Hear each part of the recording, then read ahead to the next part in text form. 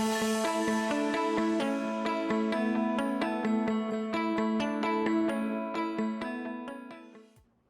hello everyone. We are back with the last two wonderful speakers for today. It's my pleasure to welcome here Marita. Marita is from the Sierra Global organization. She's one of the founders. And she's the person who introduced me into the system coaching and very interesting things, which changed my life completely. So, Marita. Thank you so much, Susie. It's a pleasure for me to be with you. And I want for everybody that is listening and participating here to know that at the moment, you need to know that I am not an agilist.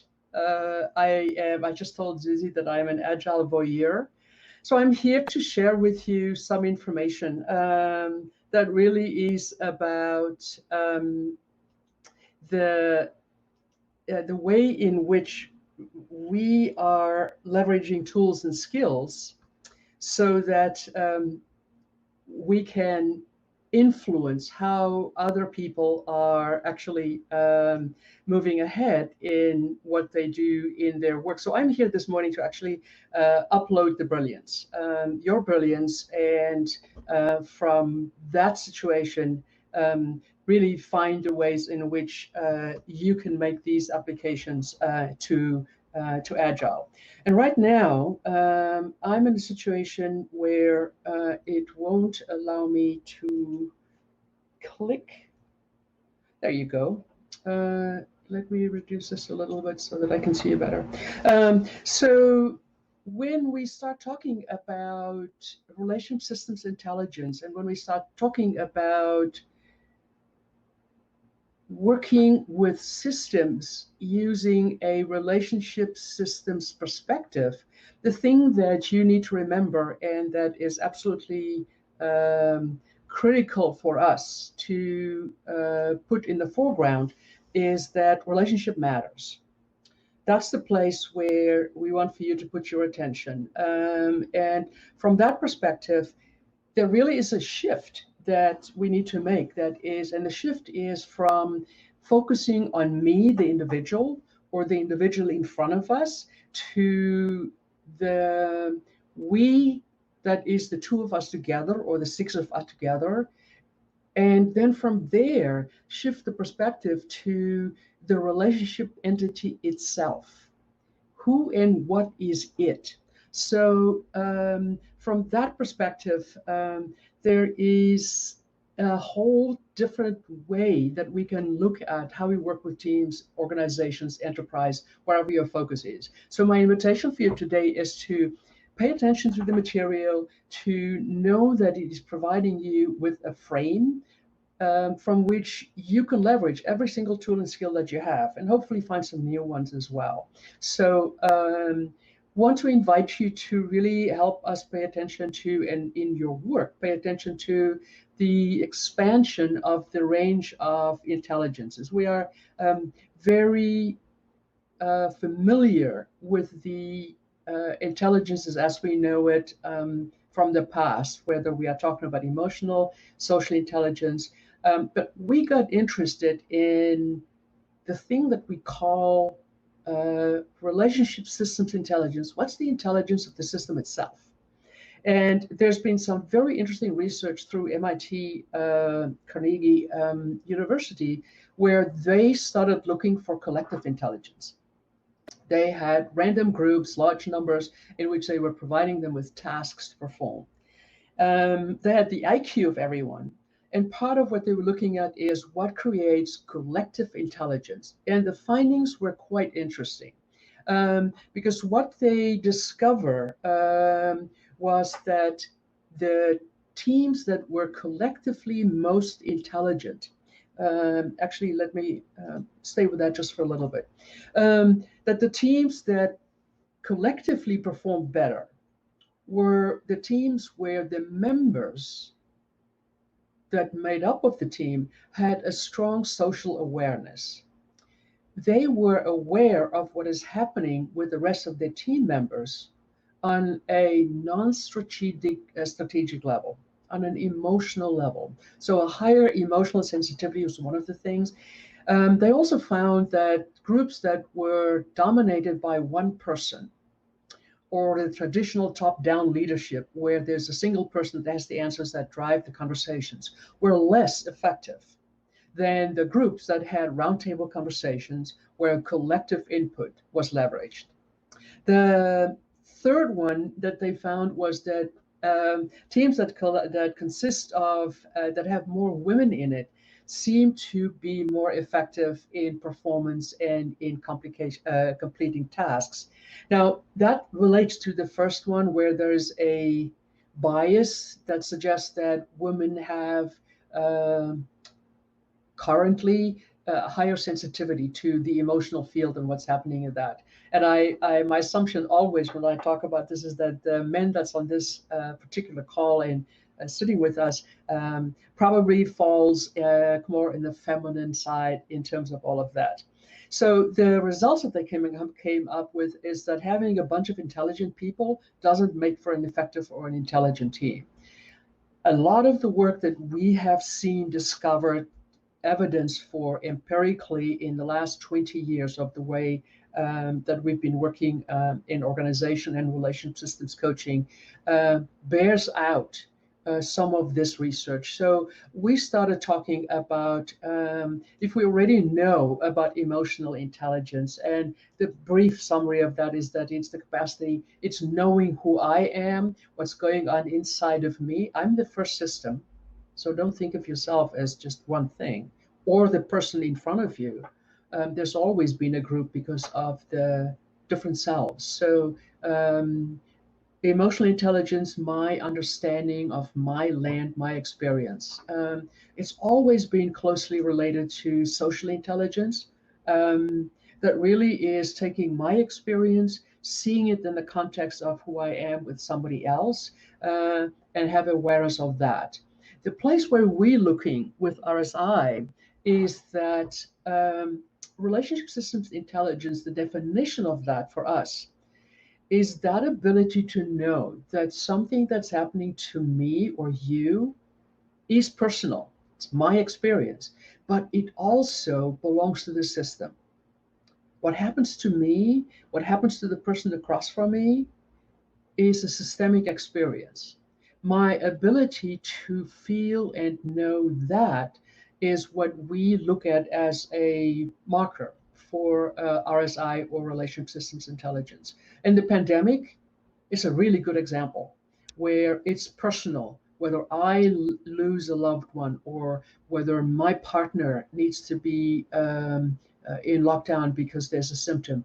You can see how what happens to one is a systemic event, and it happens all across the board. So RSI, we came up with 5 principles for RSI. And the first principle, and here's the place where I want for you to upload your brilliance. When you think of these are guiding principles for the work that we do. Every single tool and skill, every single interaction with a client or with somebody that we engage with is guided by, and the way in which it will come out will be influenced by one of these principles. So think of the tools you have, think of the people you work with, think of what you do, and begin to map it against which of the principles actually did you execute on. Gravity is a guiding principle. I know I've got some coffee here. I know that if I knock it over, it will fall down. It's irrevocable. That's what happens, unless I'm in space. So, guiding principles. The first one is that each relationship system has its own unique identity. And it's really easy when you think in terms of rock bands, when you think in terms of symphony orchestras, when you think in terms of sports teams. They may play the same game, they may play the same symphony, but every single one of them has something that's different.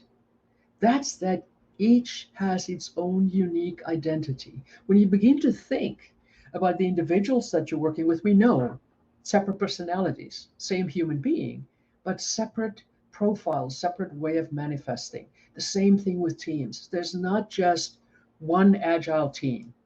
There's not just one management team. Each one of them, think of who you are working with. And if you were to bring a metaphor to a team that you're thinking of now, somebody the other day talked about a feisty team. Somebody else talked about a pensive team. Can you see how when you engage with them, it's really important for you to know how they are different? Because one size in our engagements, in our relationships, doesn't fit all. So, first principle, each relationship has its own unique identity. Um, they're not, one is not more important than others. So, just know that they are iterative, although we have numbers here. The other thing that we hold, and that's what shows up in the collective intelligence as well, is that each expression by each person within the system is an expression of the system itself.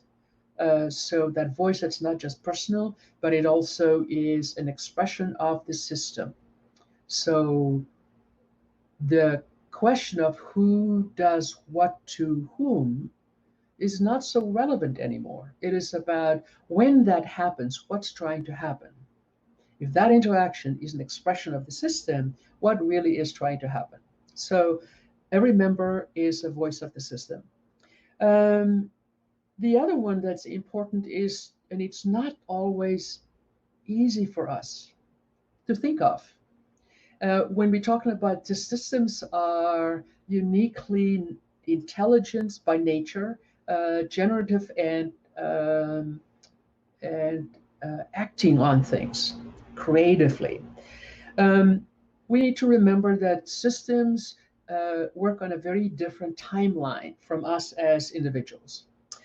So my experience in this now of what seems to be a breakdown because of the pandemic or the fires, the wildfires that are surrounding us. For me personally, I can't quite see the generativeness of that. But if we look at systems from that cosmic view, that there's a movement, and we'll talk more about this later as well, then we can see that there is some outcomes that is shifting the system collectively in a different direction.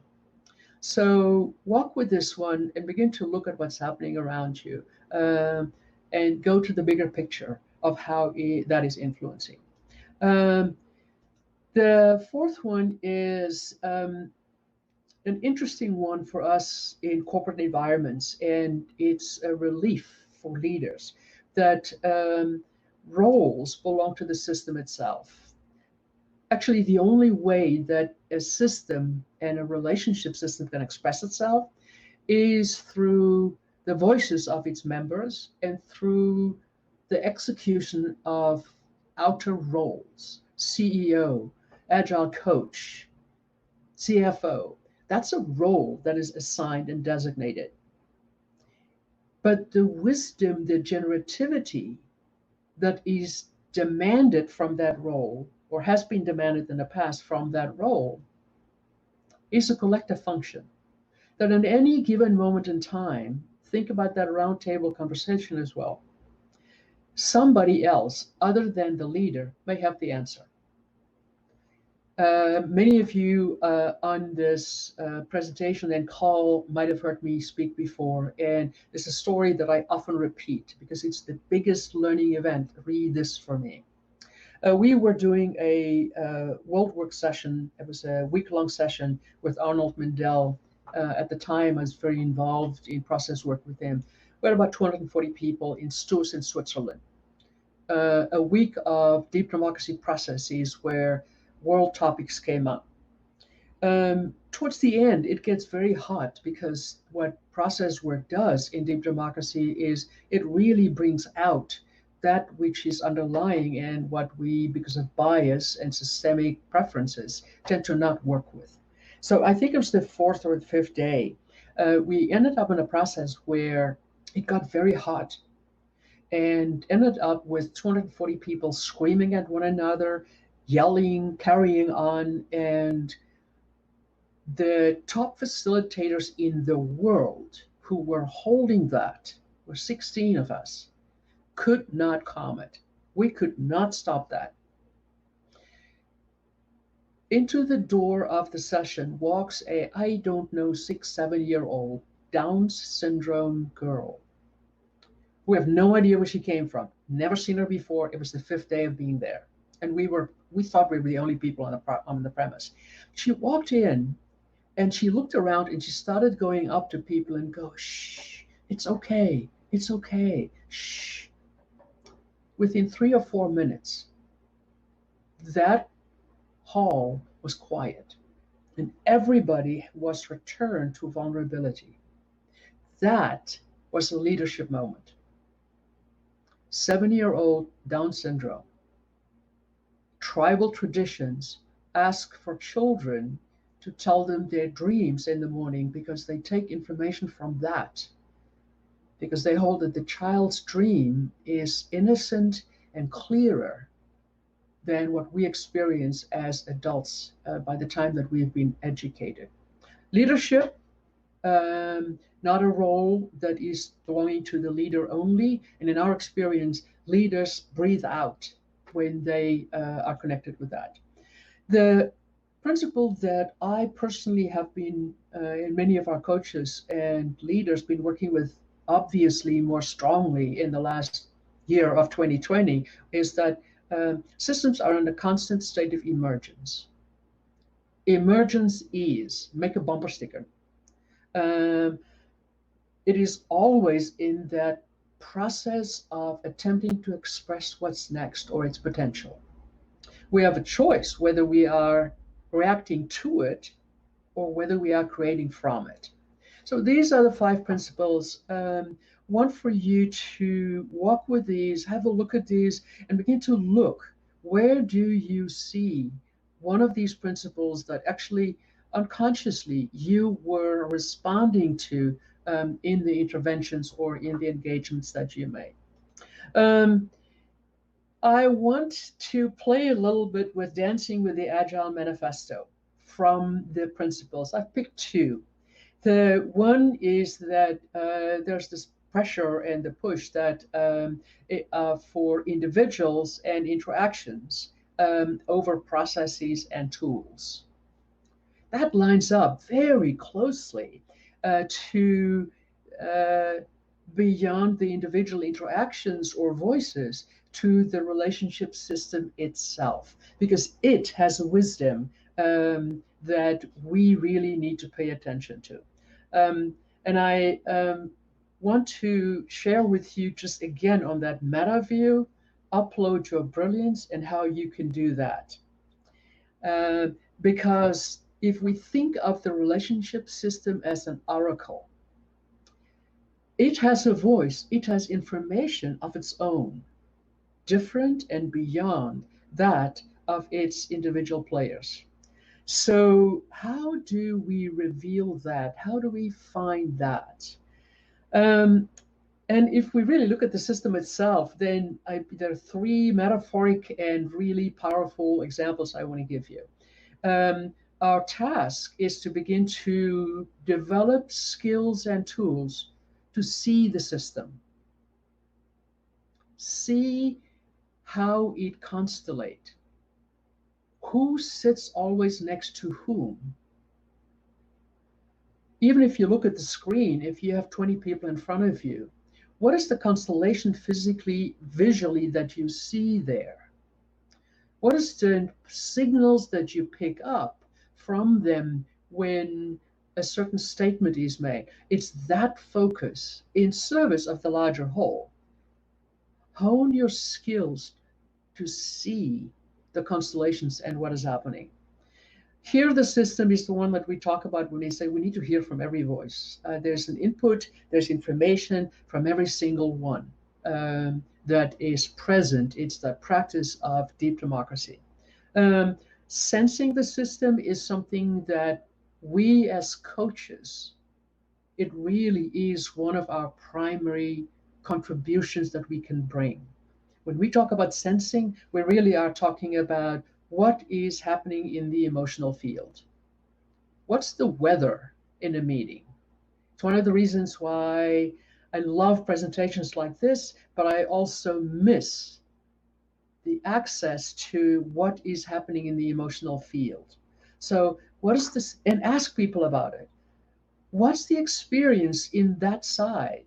What's the experience on that side of the room that you're sitting on or the things that you're aware of?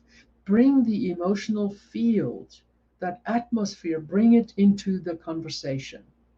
So, those three metaphoric skills are critical for us in order to begin to reveal the system to itself.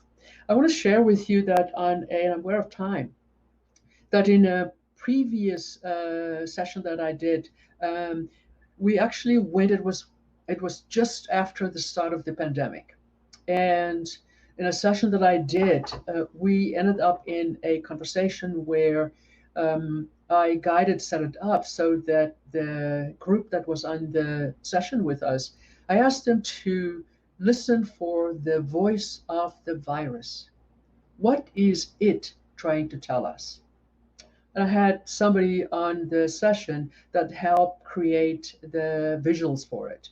And it was fascinating because when we looked at the visual, when we looked at what people got from the oracle that is the system itself, from the pandemic, it talked about please listen, pay attention to what's happening in the environment. Look at what you're doing. Look at what's happening as a result of lockdown and that you now are telecommuting instead of driving. I wanted to share with you a very specific outcome of going directly to the system and asking it what's happening. The manifesto that item that you're talking about that is responding to change over following a plan. That's the piece that we are talking about, that systems are in a constant state of emergence. You are in a different place this morning, my time, nighttime, wherever it is that you are. I am in a different place this morning from the day that Zuzi contacted me to make this presentation. So we all are evolving, we all are responding to change. So that systems being in this constant state of change and emergence, how can we really, as agilists and as coaches, work with that? Um, One of the things that I really have coined and talk about is that we need to work with signals of emergence as soon as we can, because if we don't, that's when emergence becomes an emergency.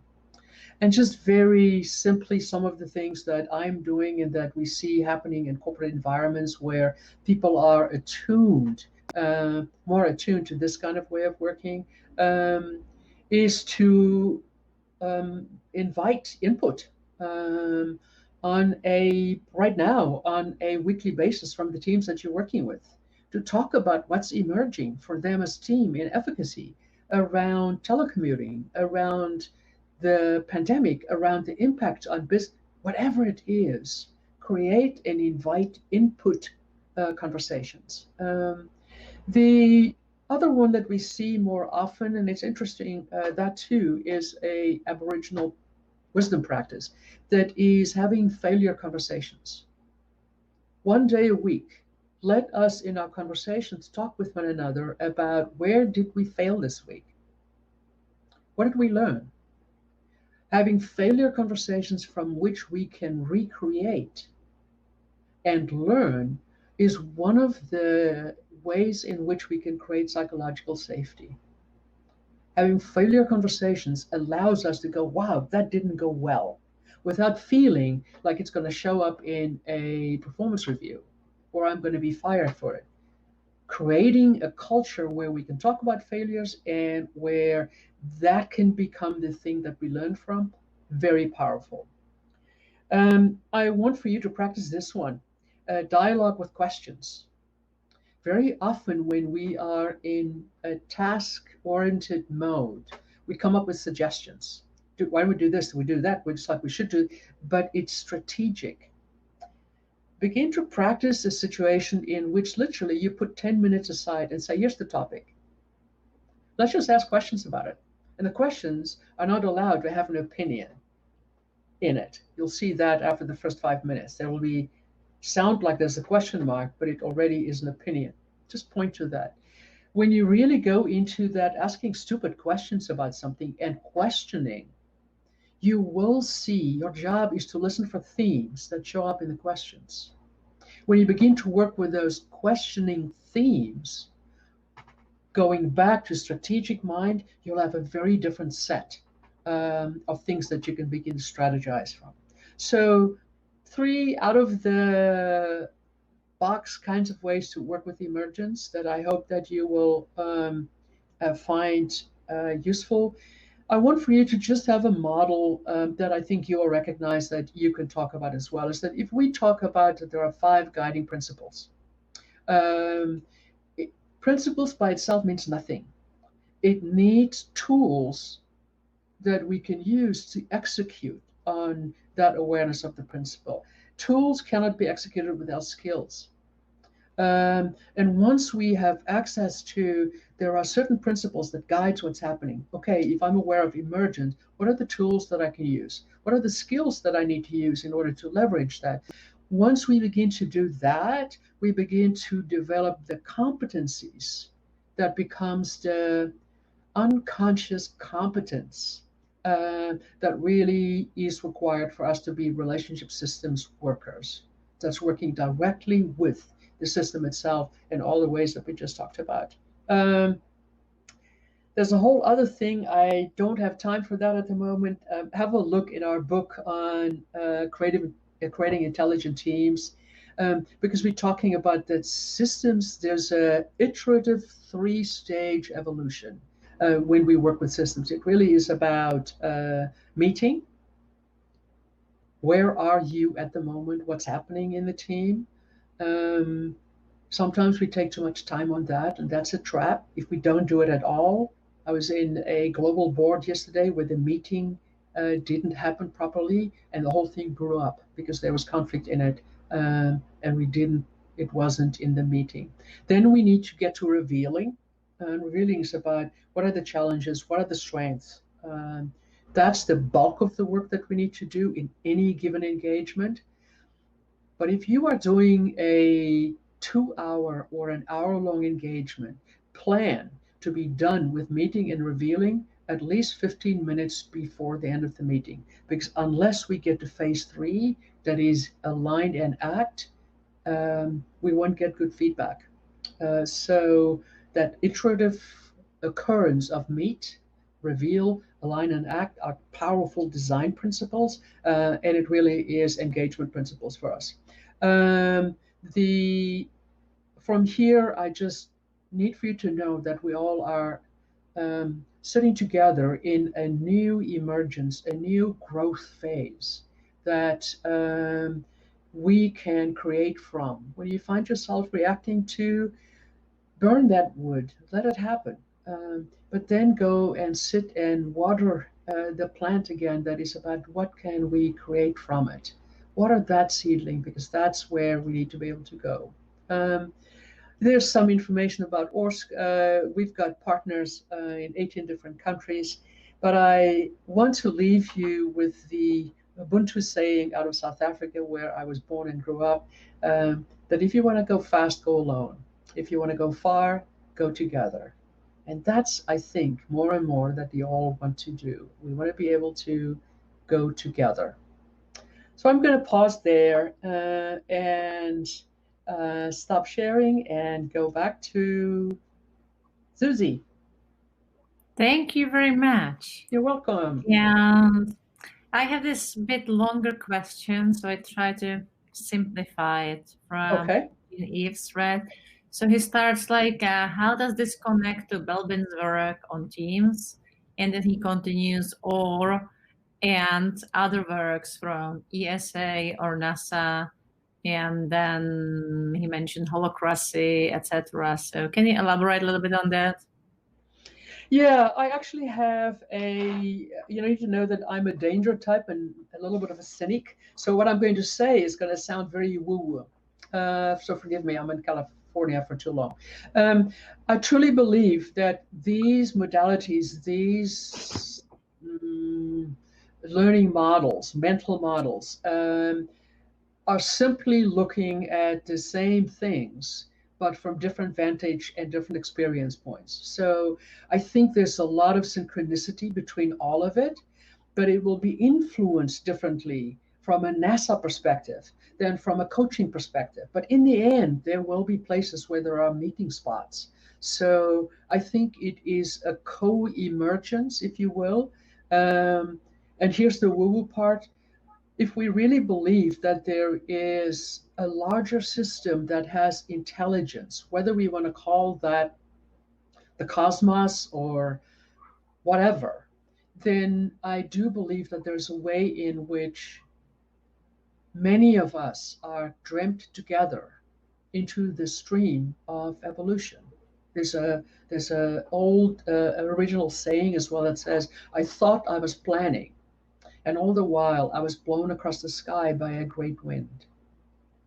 Mental models, thought leaders, we may be thinking that we are planning, but we are being blown across the sky by a great wind. We are channels for something as well. And I don't say it from an ego place. So I think it's only synchronicity, different ways to get to the same place or to some other places. Too long an answer. I'm sorry, but it's very essence. It's very That's essence. the way how to look at it. Thank you for that. Yeah. And I'm curious, right? And I often ask speakers for something from their personal lives as well, or their histories. So, and I'm really curious about how the whole ORSC started. So how did you develop it, or how did you create it? Because you said 25 countries or something like this, 28. Yeah. I grew up in South Africa during the apartheid era, and I was part of the movement against it. I was on faculty at Cape Town University at the time and would walk into my course room and half the course the participants wouldn't be there because they'd be in jail because they were colored or black. So I think my growing up in that kind of environment shaped my awareness around systems experiences. So I think that's the ground condition from which all of it evolved. And I became a training junkie. I did all sorts of courses and trainings. I did research on the Amazon. There was a drive to discover and know. And when I came into coaching, it felt as if all the pieces fell together from psychology and psychiatry and mediation. So I think that was the meeting point.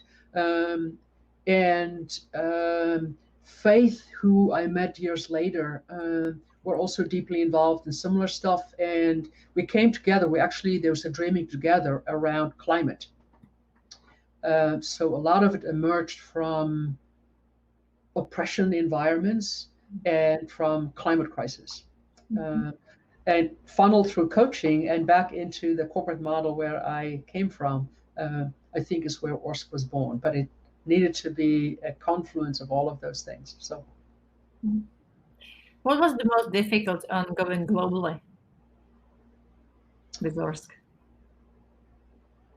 I think there is what's the good and what's the bad.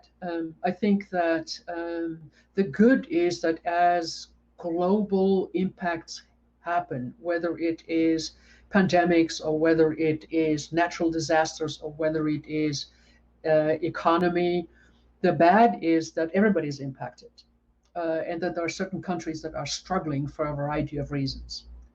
The good is because we are not all located in one place. The parts that are not impacted, and that's the wonderful thing about systems, is that not the entire system will be critically involved. And then there's a part that's healthier that can help the other part emerge again and create from that. So one of the sayings that we have is, who knows what is good and what is bad? So there's a bad piece, but the good side is that it doesn't hit everybody at the same time. And so there's a lifting that can happen. Good. So change topic a bit. But I was always fascinated as how this whole program helped me in solving conflicts. So can you give us maybe some hints like how to solve conflicts? I hear this question at every other class. So Yes, yes. Um, can we do another podcast on that? yeah, sure. Yeah, Yeah. no. Because here's the thing. What we did was, because I'm a mediator as well, and I brought the mediation, which is a very strict protocol, the mediation protocol, and we created a coaching version of it. Because in mediation, you see a client maybe 3 times, and then it gets escalated up to arbitration if you can't resolve. In coaching, it's an ongoing piece. But there literally is the foundations of mediation is about the protocols is about that you need to give people time to ventilate. When 2 or 6 or however many people come together, and what we see in the US at the moment around systemic racism is there has to be space to ventilate. The biggest challenge with ventilation is that if people do it to one another, it escalates. So the mediation principle of being side by side and ventilating to somebody in front of you that can hear both and not take it as the truth, but as wood that needs to be burnt. So ventilation and to somebody else that can hear that. And then that, so serious conflict, you always probably need somebody to be able to facilitate this. Um, because from that, you begin to listen for what are the interests in common. You will hear that both want to perform well, or that both feel frustrated. So you can hear interest in common. And if you can begin to leverage that after enough ventilation has happened, you can begin to, one of the things that we do in mediation that works well in the coaching world is to actually put the challenge or the issue out in front then. If the issue is layoffs and we disagree about that, but we now hear the interest in common, how can we now team together and figure out ways that we can do it well? So those 3 things: ventilation that's not interactive, listen for interest in common, and then take the issue out from between people and put it out in front so that they can then collectively, from interest in common, plan for how to team in order to create the solutions. It sounds so simple once you phrase it in the 3 points. Like, Yes, click, click. but it's not, and it really takes a very neutral stance of empathetic understanding. So that's what I'm saying. There's a lot of complexity to it that probably works better in situations where we can practice and really work with it more intimately. But conflict simply is a midwife for constructive change. It is a signal that something different is trying to happen. We just need to be able to open that package of information without making anybody wrong. It's simply a signal of emergence. Change is trying to happen. That's the thing we talked about earlier. It's not about who does what to whom. It's about when that happens, what's trying to happen. It's trying to emerge. So you can feel how it's a very different shift in stance. That's not often possible for me when I am in a fight with somebody else. Then somebody else, another third person, maybe need to come and help us there. I think that that's one of the places where we need to know as coaches and as leaders, when is it that we need to bring somebody else in to help us navigate this because we're too close. Conflict. Conflicts. They are fascinating because Yeah. sometimes they can disappear like this. Yes. And I think the other thing is, it's that knowing our own style, knowing our own self. Am I conflict averse? If I'm somebody that's conflict averse, then I probably need to have a co-coach or somebody with me that can help lead in this. If I'm not conflict averse, then I need to be careful that I don't make light of it and go, yeah, that's not a problem. We can work with that. That's abuse of some sort. So it's a finely treading it. I was curious also, you speak about failures, right? So, how difficult it is if you speak about failures in specifically bigger corporations? Do the leaders there accept it like well, or are there companies where they say like, no, no, we can't have any failure at all, or and what do you do in those type of situations? Yeah, and again, that's where I think if you go back to the intelligences, if you are working with a company or with a team that is low on emotional social intelligence, it's harder. Then you, Mhm. so sometimes if that's low, if you can begin to look and help them lift the gaze to, it's not just me, it is the collective. Let's look in the direction of the collective. That actually creates more safety Mhm. than if it is just the me, you, and the how and the what of that. So that's one of the places where we really need to, the phase of meeting, we need to be able to meet them where they are, not where we think they should be. Um, and then once we've done that, it is depending on who I am as a coach, facilitator, leader. Um, is that the thing that I will be best use of? Or do I need to bring somebody else? So there's that place where I think as coaches, we also feel like I always have to say yes. But that's not necessarily true. There are places where it may not be my client. Somebody else may be better at it.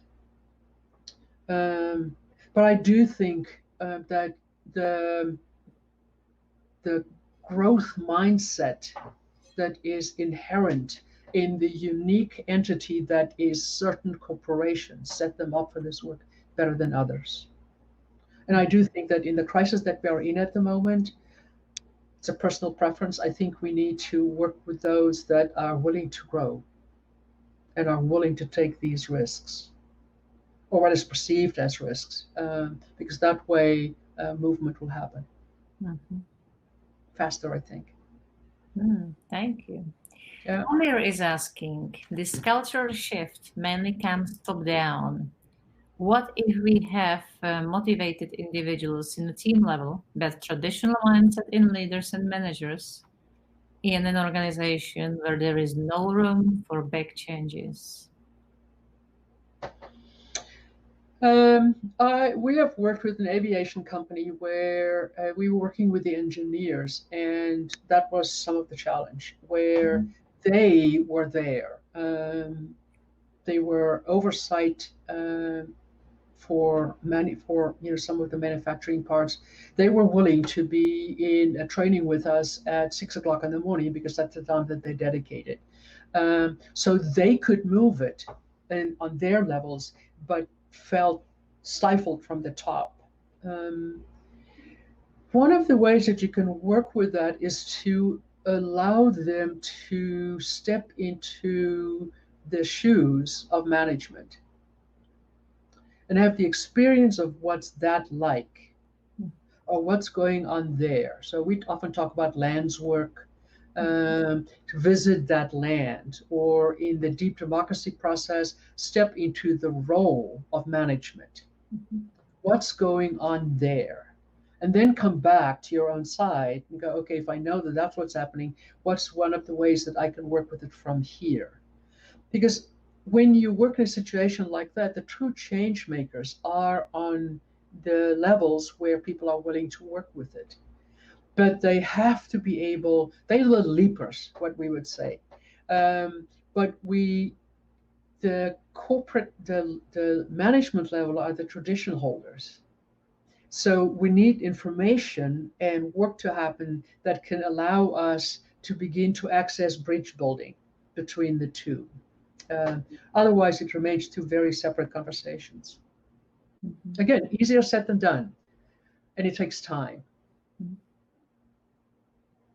But Mhm. you can also see how, from a meet, reveal, align, and act, if I'm asking the middle management or the people that I work with that's willing to make the changes, um, if I ask them to step into the land of management, um, I am asking them to meet management where it is Mhm. and to reveal some there, and then I can come back. There's also one of the things that informs our work heavily is some of the laws of physics. There's a second law of physics that talks about non-locality. If something changes in one place, it's already different somewhere else. That's a physics law. So if my middle management team that I'm working with step into the land of management and begin to experience there, and then can come back and say, okay, given that, here's what we can do. From a physics perspective, something has already shifted. Mm-hmm. And change may be in the making where I don't think it is. Mm-hmm. So you can see how there's a complexity to it that scientifically, actually, we can pay more attention to. Mm-hmm. Wow. The law of non-locality. Something changes in one place, it's already different somewhere else. The conversations that we have here, that you facilitated, the change, the growth that happens here, trust me, already is changing some of what's happening out there. That's nice. Good. That's the good news, huh? Yeah. Yeah. Well, I think I have two more questions for you for today. Okay. One is what you're super proud of. Like past few years, something which you're proud of yourself. What is it? The answer may sound counterintuitive. I'm obviously proud of the fact that that the work has gotten legs in a global sphere the way it did, and that it's changing people the way it does. So very proud of that. It's huge. The thing that makes me feel humble and that brings me to tears, and that is the proud that I feel, is when I hear, and it's something that you said earlier, but when I hear people talk about how they came to this work as coaches and consultants, but the difference that it made to them in their own personal lives, and how it helped them through crisis, and how the walking the talk of it changed who they are, that is huge. Mm-hmm. That's huge. Mm-hmm. Right. And again, from the aviation company we worked with, there was one of the engineers that was a 3-day engagement, and um, for 2 days he was just not. He didn't contribute. He didn't speak. He didn't participate. Nothing. Then we sent them with homework for that night. And he came back the next morning when we were debriefing what we were asking him to do, which was have a conversation with either a family or somebody, practicing some of the things we did today. And he came back, and he was the first one that talked. And he shared the story of how his wife died several years ago, and he's left with 2 teenage kids who are not talking to one another and constantly fighting. And he, the night before, then ended up with a alignment type of conversation with them. And he said, it's the first time since my wife died that I could have the two of them talk with one another. And he said, if this work will do this for me and my kids, I'll take it anywhere. Mm-hmm. So those are the things, because I think sometimes strategically on a corporate level, it's easier. But on the personal, intimate, that's a very different growth edge. Wow, it is. Yeah. I can clearly say that. Yeah. So, last thing for you, what we shall remember from today? One of the things that we do when we train facilitators is we have the concept of unzip, which means that in the training, we tell the participants, because we're training in facilitation, we tell the participants, if you see something happen between the two leaders, pause and ask us what happened. Because you often you will see something going on and go, well, what just happened? So we give them the permission to ask us, and then we can unzip and say, here's what happened. Mm-hmm. What I will remember from this session, and Susie, we go back a while, and from the engagement with you is, this was the first time that I used the platform of hopping. Mhm. And, I am a competent person.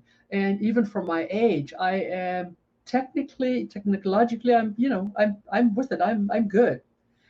And hop in and screen share just kicked our the buttskis, and just putting me in the situation and in the chair of those that I have across from me every day, and Mhm. how they struggle in my impatience with, come on, guys, get it.